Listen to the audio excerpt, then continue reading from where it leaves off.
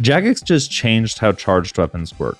Previously, with the Bofa, the Blade of Saildor, or the Quiver, you lost charges as you used them. But if you added enough charges to the item, it would become either corrupted or it would become blessed, and it would basically have infinite charges. Because of this, a lot of people didn't use their weapons at all until they had enough charges to corrupt them. However, with today's update, that's no longer an issue. These items now function like the Emberlight, and as you charge them, it gives you a percentage bar towards corruption. Normally, a Quiver needs 150,000 Sunfire Splinters to fully bless, but now if we use some on, we can maybe just do 1,500. Now we can freely use our Quiver because those 1,500 counted towards the charges. Because you charge your items as you use them, there's no longer a need to hold off using them until they are blessed or corrupted. But that's not all that changed with this update. If you go to your bank, there's an option menu in the top right. In this option menu, there's a bank items option. So let's just toggle that on for now. And let's look for an item like the Trident to show how this works.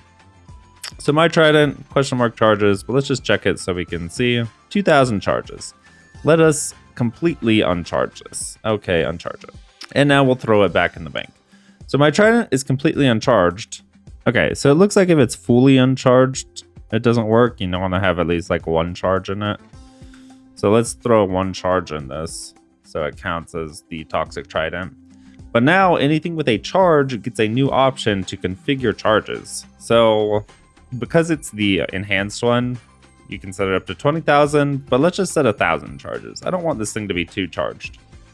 Now, whenever I pull this guy out of the bank, he has a 1 charge right now, but I pull him out and you can see the banker charges you, but he auto charges it. So now instead of 1 charge, I have 1,000 charges.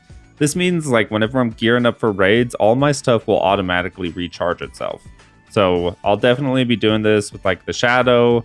We can configure charges, just set it to like 20,000.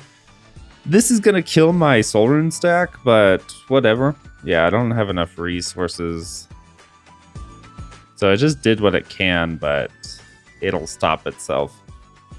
You can't do this with items like the Scythe, though, because they wanted to keep the thematic thing of bringing it to top and dipping it in the well. But you can still do stuff like the Saying Staff. You can configure charges. So I never want to go below like 2,000 charges because I don't want to start a raid and run out of charges. So now I never even have to think about it. There is another way to do this, and I would actually really recommend not doing this other way, but I will show it just in case you're curious. There's this guy at the Grand Exchange named Hoffet Hand. And so if we talk to him, he's actually going to have a way to auto charge things. And this is going to make your auto charge number set to every single item inside your bank. And this is why I wouldn't do that, especially like if you're a mid-game iron, because this is going to also apply to crystal armor. And a lot of times crystal armor, I don't want this fully charged because of how many shards it eats up. So if I set the auto charge, it would throw all my shards into these guys. And you can't uncharge these. You can only revert them. So crystal shards are pretty rare for me, and this would just eat them all up. That's why I wouldn't recommend this guy. If you don't care about stuff like that, I guess you could do it, but I would just do each item individually, set it where you like, either 1 or 2,000 or something. It'll be nice for stuff like Trident, because now there's not really a purpose to get the Enhanced Trident. The Enhanced Trident just let it hold 20,000 charges instead of 2,000, but 2,000 charges is fine if it auto-recharges itself every time you pull it out of the bank. Something else pretty sad happened today. I've been grinding a lot of Fasani's Nightmare, so I want to show you my log. So I'm just going to type !log nightmare. Everyone knows and loves this plugin, but nothing happens. And that's because today, this plugin was discontinued. It was really just one guy doing this, and it was a lot of work, it sounds like, for him to keep it up. It seems like he just kind of lost motivation. It would break sometimes when the API changed, and I understand why he stopped. It's just a bit of a bummer. It was a really amazing plugin. It did frequently break, but I don't think a single day passed where I didn't see my clan using this command at least 10 times. I do think plugins like this will become a lot easier to maintain once we get the official client plugins, because we'll have access to the API, but I guess we'll have to see about that.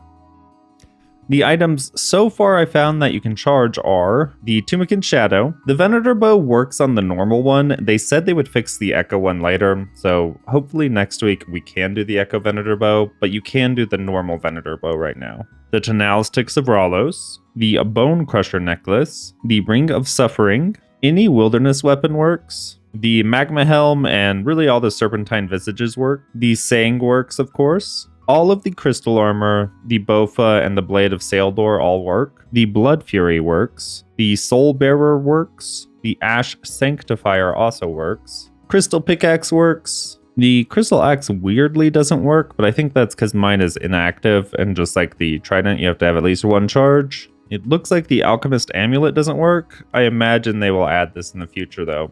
I just found this post on Reddit, though, talking to this guy, Roberto De Niro, saying he loves the quality of life, but there's several items that look like they were missed.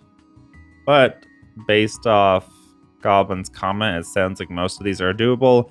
Maybe not Ring of Endurance, but ever since the run energy changes, this is kind of a dead item for most places except for like maybe Blast Furnace and Herbivore.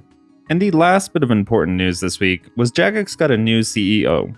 Mod Pip stepped down, and Mod North is the new CEO.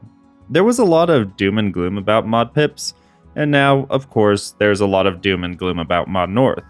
Mod North did previously work for the company that owns Jagex, CVC, so some people theorize he was placed here to force MTX. However, I've seen a lot of good comments about him from current JMods, and even ModMotK had great things to say about him.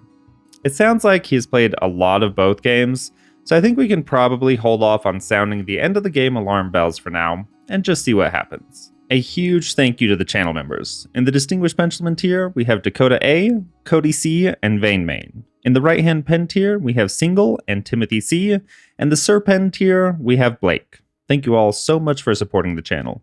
I hope you all have an amazing day. Don't forget to like and subscribe.